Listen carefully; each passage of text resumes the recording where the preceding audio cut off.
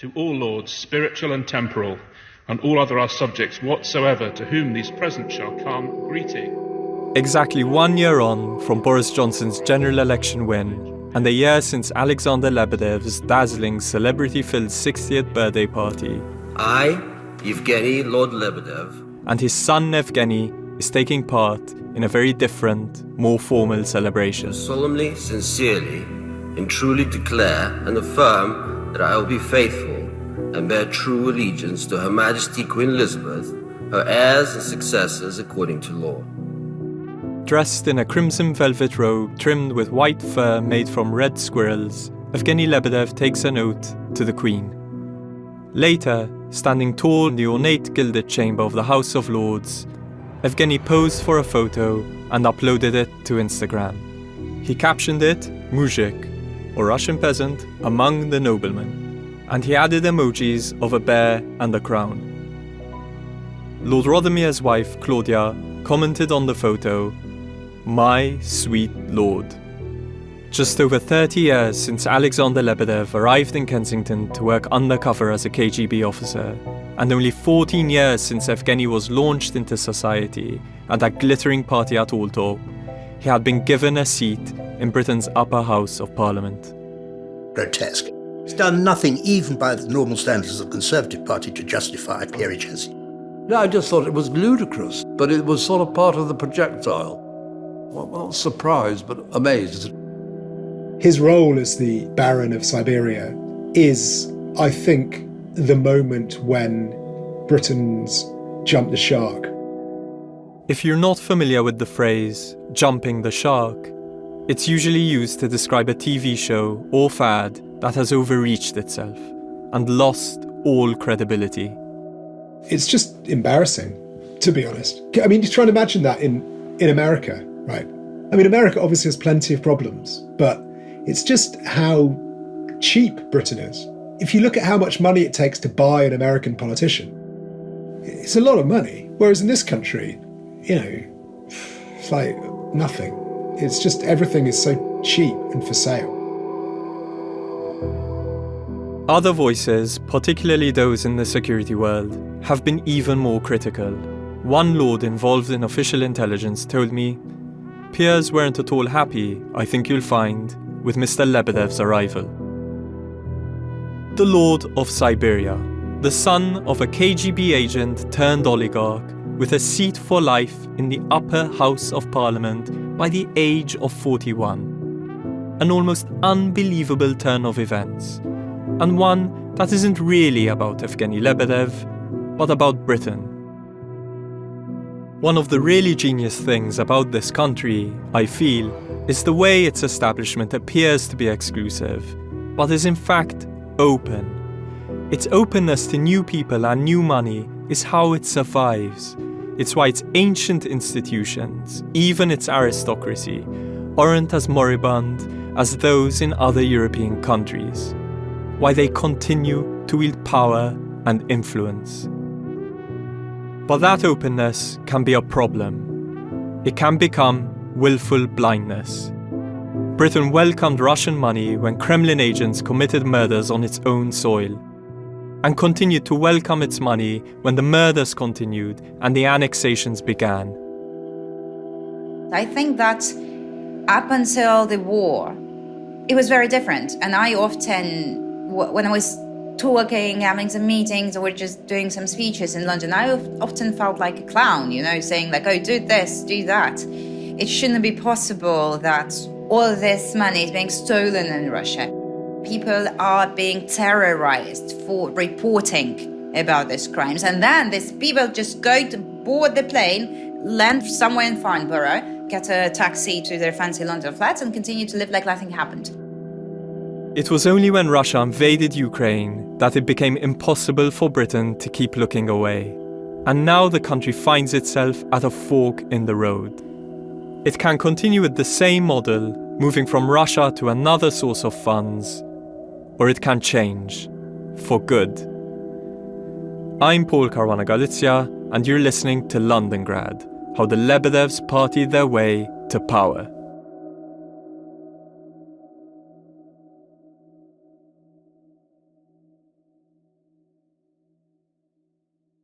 Boris Johnson's priorities as the newly elected Prime Minister were more money for the NHS, being tougher on crime, building post-Brexit Britain, and personally nominating Evgeny for a life peerage.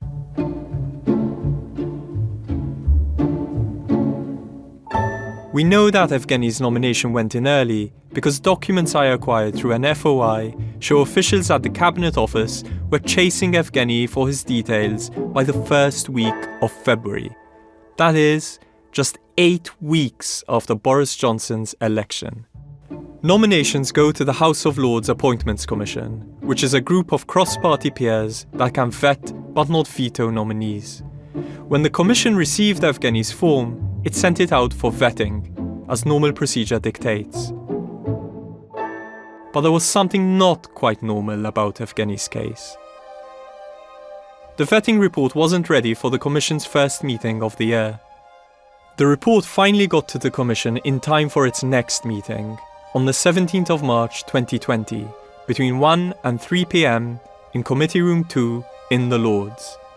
And the reason for its delay became clear.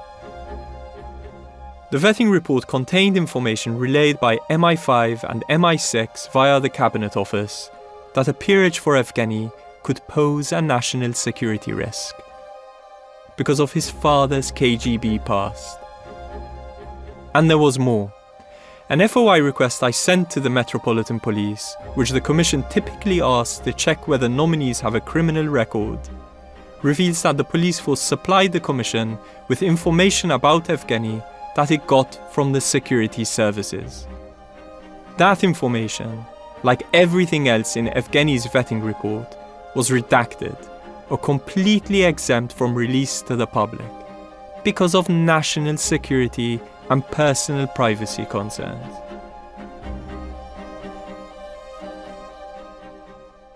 Just let that sink in for a moment.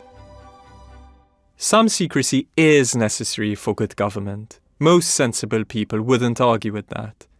But how can it be right that, in a so-called shining beacon of democracy, I can't find out why a man who's been flagged as a security risk has been given real power and control over our lives? How can it be right that a core part of one of the world's oldest parliamentary systems is uncharted, or that so much public resource is devoted to concealing matters of public interest? The Appointments Commission itself is almost completely opaque. It publishes annual reports every 3 years. It publishes meeting minutes with a month lag, and that contain no meaningful information. It hasn't published any FOI responses in over 4 years, and the responses it has published show it routinely rejects requests. Here's what else we've been able to glean about Evgeny's case. The commissioners, spooked by Evgeny's vetting report, wrote to the Prime Minister to advise him against the nomination and recommend an alternative. Boris Johnson met Evgeny at his private residence at Downing Street, just 2 days later. We don't know what they discussed. In fact, we only found out Evgeny was there because it was leaked out of the Cabinet Office. Boris Johnson's meeting register only says he met Lebedev Holdings, the family company. When I asked for more details, I was told no records were kept, as the meeting was social. Social? Really? Remember that this was right at the start of the COVID pandemic. Britain was moving fast into a series of lockdowns. It is absolutely vital that we follow the advice about staying at home. On the day Boris Johnson met Evgeny, he gave one of his COVID press conferences behind a lectern at Downing Street. Avoiding unnecessary contact, work from home if you possibly can. Wash your hands. And it's by this combination of ruthless, determined, collective action that we will succeed. Avoid unnecessary contact, he said. Collective action. But here's what he did after meeting Evgeny. Told his officials at the Cabinet Office that the security advice was, anti-Russianism.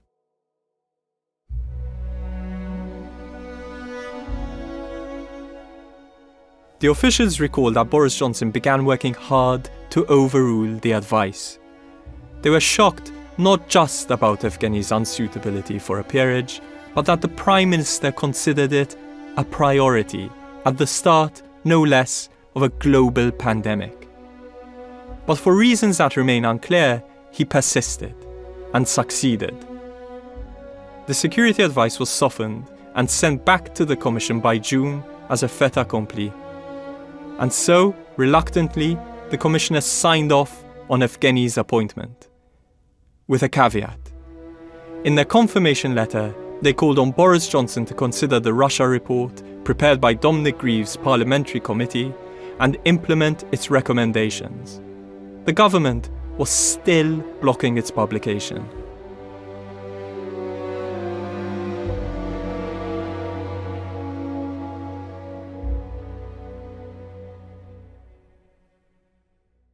One does scratch one's head a little bit and say, what is it in this report or about the report? But the real question is, how was the security advice about Evgeny watered down? Sources say the argument that peers don't get access to official secrets was used, so Evgeny wouldn't be able to see anything very sensitive as a peer, and that the real issue was Alexander Lebedev, not his son. The problem with that argument, of course, is that Alexander's the source of all Evgeny's money. They were at this time both directors of the Lebedev Foundation, the UK company they used to throw money around. And the problem for the Lebedevs is that their money seems to be running out. The first indication that the Lebedevs weren't liquid came in 2019, when they sold a third of the Evening Standard and of the Independent. The sale was so controversial that the buyer's identity was hidden through a number of shell companies. When the buyer was revealed to be a Saudi Arabian national who fronts for Faisal bin Salman Al Saud, brother to the Crown Prince, the government launched an inquiry into the deal. It was concerned that the Saudi link would affect the news agendas of the papers. But the courts blocked the inquiry because the government raised its concerns too late. The sale went ahead. Just a few months later, in May 2020, another indication of the Lebedevs' cash problem. We noticed that the Lebedevs put their castle in Umbria on the market for 13 million euros. My reason for telling you 11 is quite firm. But as we found out when we called the agent, its price has been knocked down. Because the guide price is kind of crazy and overly inflated, whereas this is priced based on the two interests we've had to date to try and get a move on rather than play those games. I see. So, I mean, the wiggle room would be appreciated, but again, you know. No, it all comes down to whether furniture, what type of furniture. Is it take your toothbrush and leave, or is it we don't need any of the furniture because there's quite a lot of prominent art in there, personal items. There are certain tapestries, there are certain Roman busks, there are certain items of bespoke furniture which are relatively sentimental. Of course. The seller is a single party, I take it. It's just him. It's held as a corporate hospitality vehicle, not a hotel, a corporate hospitality vehicle. So it can either be sold as a hospitality... The Lebedevs needed the money even more when the pandemic hit. It affected the Evening Standard badly, robbed of its commuter audience. The Lebedevs extended a shareholder loan of £20 million to keep the newspaper going during the summer. By autumn, it had burned through more than a third of that cash. And so the need for money grew. In November, Evgeny auctioned his extensive wine collection. I've seen the sale list. There was a case of 1989 Chateau Margaux that went for £3,800, and there was a bottle of Muscadet that sold for £16. The whole collection raised a grand total of just over £145,000. And then there's Stud House, the grand pile near Hampton Court Palace. The title register, which I bought for £3 from the land registry, reveals that Evgeny borrowed money against the property from Deutsche Bank in the same month of his wine auction. The title register lists Evgeny Lebedev as the proprietor of Stud House, but the Lebedevs were initially more discreet. They had bought the lease on Stud House using a shell company called Arden Investments Limited, incorporated in the Bahamas. But shell companies are really a British product. It was a British lawyer in the British Virgin Islands, one of the last remnants of the empire, who invented shell companies. The idea was to help American companies avoid comparatively high corporate taxes. But the complete secrecy these shells provided and the low cost of their incorporation meant their popularity quickly spread. Initially, it was just used by Americans, and then used by drug cartels from South America, and then used by Hong Kong Chinese business people who were concerned about the potential handover of Hong Kong back to Chinese control, and then just by anyone. This is Oliver Bullough, a journalist and author whose latest book is about Britain. It's called Butler to the World. The more I thought about it, the more it seemed like the perfect parallel for Britain's position in the world these days, as this sort of provider of corruption services to anyone that wants them. We move money efficiently and profitably and with low regulations and low taxes. You know, we can resolve business deals. We have legal services who will do that for you. We have defamation and reputation protection. So if a journalist is writing about you, you know, our lawyers will make the journalists or business rivals or whoever shut up. So those are the obvious ones. But then, you know, we have political services. We will welcome people to this country, give them a strong position in society, sell them property. And there's more niche stuff too, revealing just how Britain organised itself to draw in foreign money. An absolutely fascinating discovery for me of the last few weeks is the fact that all super yacht captains are British. You know, there was this fascinating investigation by Alexei Navalny, the Russian anti-corruption activist, that this super yacht, the Scheherazade, which looks like it may belong to Vladimir Putin, where the entire crew were employees of the Federal Security Guard Service that guard the Kremlin, apart from the captain, who was British, because they're always British. But as Oliver explains, Britain's success is also down to the services that it doesn't provide. There were other places that moved money on behalf of, you know, Russian oligarchs. A lot moved through Switzerland, a lot moved through the US. But both of those countries investigated and prosecuted the enablers that did this. So the specific position that London played was the place that just had this free-for-all. If you're an oligarch, you can move your money through London, put it in London, buy property in London, and know that there would be no downside. There would be no investigation, no prosecution. In fact, you will receive the complete opposite kind of treatment. So essentially, we can transform an oligarch into an aristocrat. You get to sort of cosplay, really, as an aristocrat. The 21st of July 2020, at last, the government published Parliament's Russia report. And I should make clear, when it was published in exactly the form that we had submitted it to the Prime Minister in October 2019, and there had been no changes to the text of any kind whatsoever. It described Russian influence in London as the new normal. Its section on the House of Lords said, "We noted that a number of members of the House of Lords had business links, interests to Russia, or worked directly for major Russian companies linked to the Russian state, and that these relationships, in our view, needed to be very carefully scrutinised given the potential for the Russian state to exploit them." 10 days later, the government released another document, a list of 36 nominations for life peerages. Among them, Evgeny Lebedev.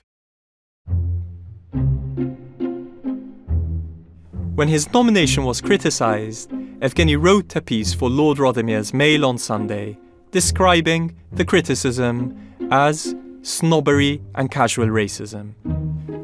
He continued, "So, to all those who sneer at my Russian background, I say this.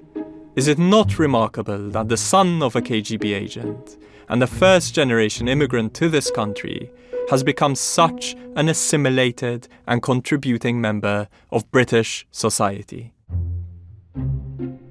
On the 17th of December 2020, Evgeny was given his seat for life in the House of Lords. He first wanted his title to be Lord Lebedev of Moscow, where he was born, As is customary, the College of Arms asked the Kremlin for its approval of the Moscow part. It wasn't granted. Someone then discovered that there's a Scottish village called Moscow, so Evgeny could have become Lord Lebedev of Moscow in the county of Aberdeenshire. But that seemed too absurd. Then, Evgeny tried Lord Lebedev of Hampton Court, since Stud House sits on its estate. But it wasn't allowed by the College of Arms because Hampton Court is a royal palace, and its use in title would have broken with centuries of protocol.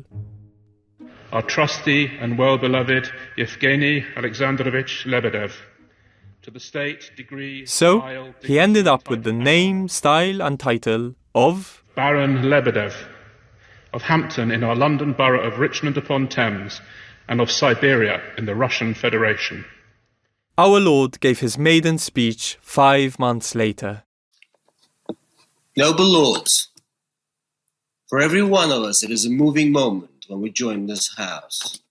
He appeared in a black jacket, black shirt and black tie, his signature thick black beard perfectly trimmed, full bookshelves behind him, on a video link. And to keep our institutions strong. We're offering diligence and independence as we accept our duties as legislators. We're taking our place in the long line of those who have defended the values of our nation. Aside from his introduction, Evgeny has made only one other appearance in the Lords.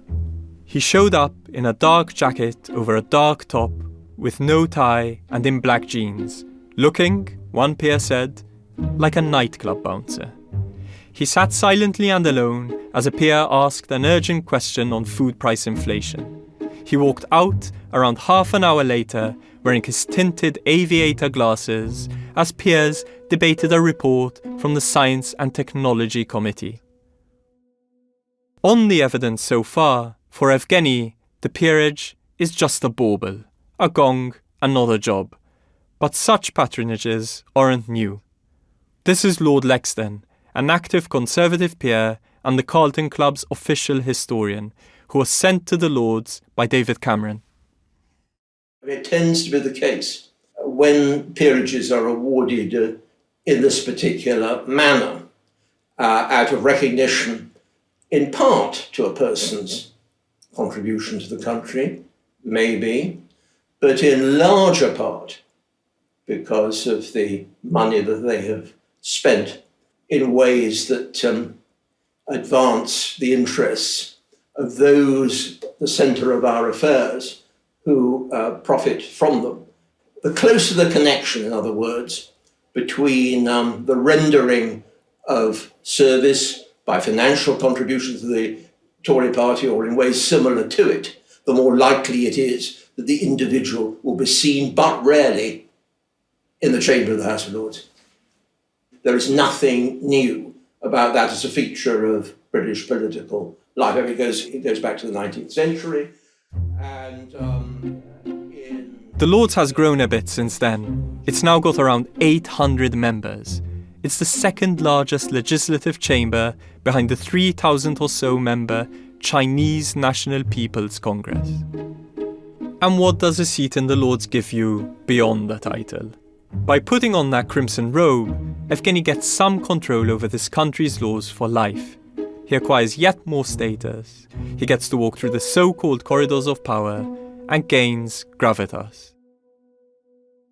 The more uprooted and cosmopolitan British society becomes, the more these handles of status are grasped.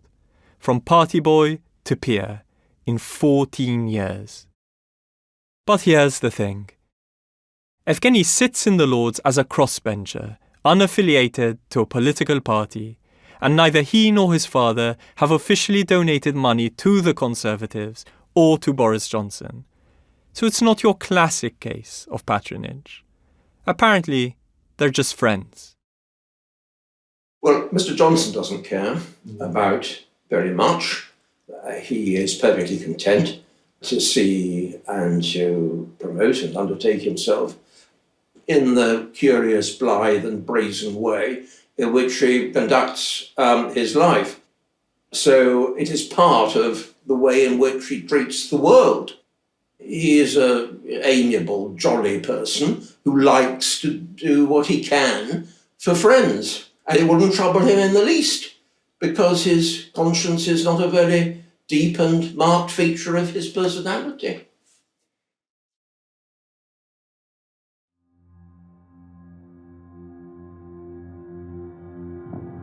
Explosions right across this vast country. In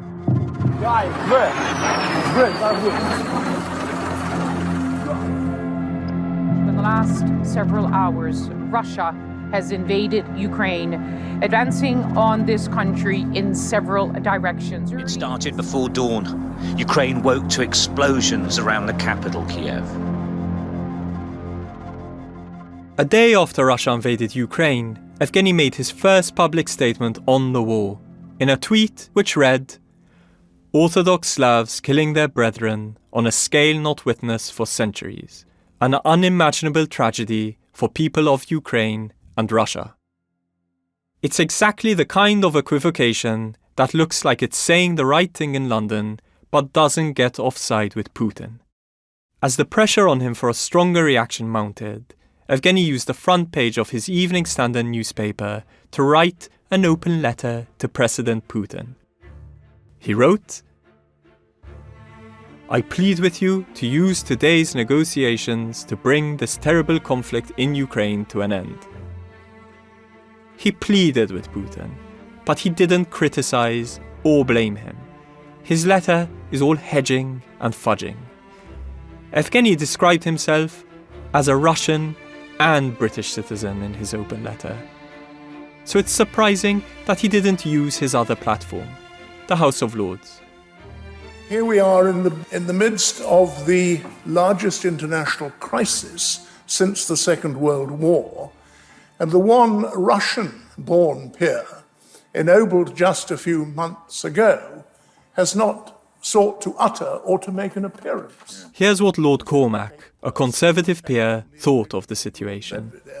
But rather a regret that he has not used his unique position to come here and to talk to his colleagues. He made a maiden speech, but he didn't make it in the House. I'm told he made it on his yacht. I don't know whether it's true or not. And my lords, I do think that it is important that those who are ennobled should come here and play a proper part. The Lebedevs, more than even the major league oligarchs like Oleg Deripaska and Roman Abramovich, have come to represent the fix in which Londongrad now finds itself. The British government has frozen the UK assets of those major oligarchs. It even sanctioned Chelsea Football Club, while Roman Abramovich owned it. But what can it do with the Lebedevs, who over years and years worked to integrate themselves not just into Britain's economy, but its society and politics? Boris Johnson denies that he intervened to override security concerns in the appointment of the Russian oligarch to the House of Lords. The Deputy Labour leader, Angela Rayner, joins us now. The government has even refused to disclose the security advice it received against Evgeny's nomination. What do you think went on behind the scenes? Well, this is the problem. We don't know because the Prime Minister, has had accusations from his senior advisor that he intervened. The Commission rejected the peerage for Lebedev, and it's clear that the Prime Minister overruled that against our national security advice. So that's why we're calling for that advice to be published so that we can get to the bottom of it. It refused to do so even when Parliament voted for it. The government said, with no hint of irony, that disclosing the information would harm the integrity of the Lords' appointments process. And what can it do about Evgeny's father, Alexander? Over this podcast series, we have heard and seen how he still supports Putin, despite his claims of being an anti-corruption campaigner and a liberal. Having been criticizing Kremlin for years and sacrificing most of my business as a payback for my investigations regarding the Russian fraudulent bankers. The western side of the equator is a bit in love with the Russian dirty money. To my dream, which is taking on the global corruption. The lady protests too much. Just 10 days after the government rejected Parliament's vote to publish the security advice on Evgeny, Canada sanctioned Alexander. Its Global Affairs Department added him to a list of other individuals and companies that, the Canadian government said, directly enabled Vladimir Putin's senseless war in Ukraine and bear responsibility for the pain and suffering of the people of Ukraine. I asked the department whether it worked with Britain, a fellow NATO member, on Alexander's designation. It said, Canada works in coordination with like-minded countries to assess potential targets that would most impact Putin and his enablers. And added, Canada continues to work with our international allies and partners and is monitoring the situation closely. The British government has said that it came to a different judgment on Alexander, but, perhaps sensing the instability of Boris Johnson's reign, Alexander's cutting his exposure. He quit his role on The Independent and on the Lebedev Foundation, which is being wound up. Evgeny remains here. His costume drama has taken him from a midsummer Russian fantasy in white tie to a House of Lords ordination in crimson velvet robes. His is a completely British story. The papers, the parties, the peerage. The country now finds itself at a moment of decision. When the dust settles, it'll be really interesting if the government actually follows through and forces a sort of downsizing of this butlering business. You've got to understand, Britain isn't just butler to the Russians, it's butler to the world. The money doesn't just come from Russia, it comes from everywhere. The way the Azeri money comes here, or Ukrainian money, or Malaysian money, or Nigerian money, it comes in the same way, it's spent in the same way. The problem is so much bigger than just Russian money. Britain can go on with its butler to the world role, swapping Russia for some other source of funds, or it can change. Back in episode 1, I asked myself some questions. What did Britain do to itself as it opened its doors to Russian money?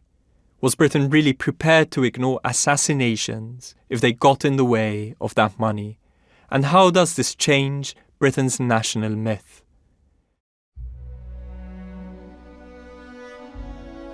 Britain has been open to the world's crooked elite and their money since it lost its empire in the 1960s and needed to find a new role for itself. Before the Russians began buying up Kensington, Arabs were buying up Mayfair, and when the Russians leave, a new group will arrive. They will follow the same shopping route, a mansion or an estate, PR agents and MPs, galleries and charities, maybe a football club or newspaper. But there is something qualitatively different about the Russians. They were strategic. It was less a flood of money and more an influence operation. It was an operation born of Russia's unique oligarchy, where billionaires are agents of the Kremlin. It was an operation conducted so ruthlessly that those oligarchs weren't just welcomed, but celebrated. When the Russians arrived, it was sort of fascinating. Nobody cared about the Arabs coming, but the Russians sort of gave a kind of lift. They just seemed to inject a whole new excitement in a funny way into English life at the time. Russian money prized open the doors of Britain's establishment wider than they had ever been opened before. And the sums were enormous. So big that yes, assassinations were brushed aside.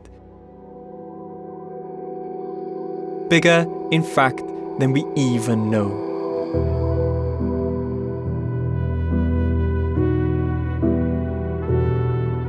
Across Britain, Russians accused of corruption or with Kremlin ties bought at least £1.5 billion worth of property.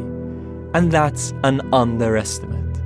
We don't know what the real number is because Britain provides secrecy services that obscure it. Controls and checks were dismantled in Britain by Britain itself to allow this money in. And the country's doors remain open. There's nothing really stopping any other source of illicit money coming forward.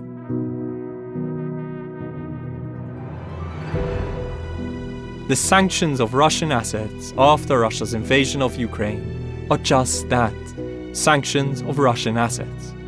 Britain's grubbiness, its role as a secretive jurisdiction, is so at odds with its public image of respectability and propriety, the image it sells, that it can be hard to see.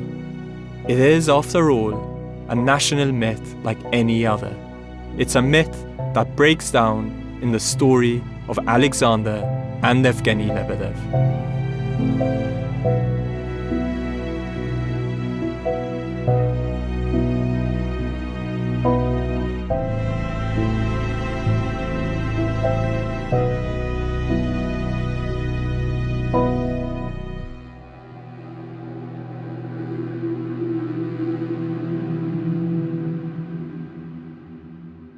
Thank you for listening to Londongrad, how the Lebedevs partied their way to power.